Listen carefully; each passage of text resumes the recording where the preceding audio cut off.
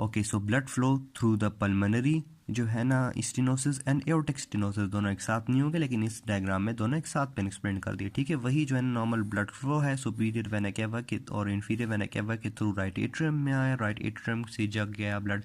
Right ventricle में, right ventricle से pulmonary valve के थ्रू यहाँ पर जो है ना इधर ब्लड इसको जाना था, ठीक है, पल्मोनरी आर्टरी के थ्रू लंग्स में जाना था। लेकिन यहाँ पे क्या है, यहाँ पे देखिए स्टेनोसिस हुई हुई है, तो ब्लड फ्लो यहाँ पे बहुत डिप्राइव्ड रहेगा, बहुत हाई प्रेशर इसको चाहिए ताकि ये पुश इसको अंदर कर सके, ठीक है। तो ये एक प्रॉब्लम पल्मोनरी स्टेनोसिस की आ गई है। अब अगर इसको इग्नोर कर ले, ब्लड फ्लो यहाँ पर चला गया, ये लंग्स है, लंग्स में जो है ना ऑक्सीजनेशन हो गई है, 1 2 3 4 पल्मोनरी आर्टरी के थ्रू गया था, 1 2 3 4 पल्मोनरी वेन के थ्रू वापस आ गया पल्मोनरी, ठीक है, लेफ्ट एट्रियम में, लेफ्ट एट्रियम से लेफ्ट वेंट्रिकल से इसको सिस्टेमिक सर्कुलेशन जाना था, लेकिन यहाँ पे देखे एओर्टिक स्टेनोसिस हो गई है, तो इसमें ब्लड फ्लो यहाँ पर भी नहीं जा पाएगा। So this is the both stenosis.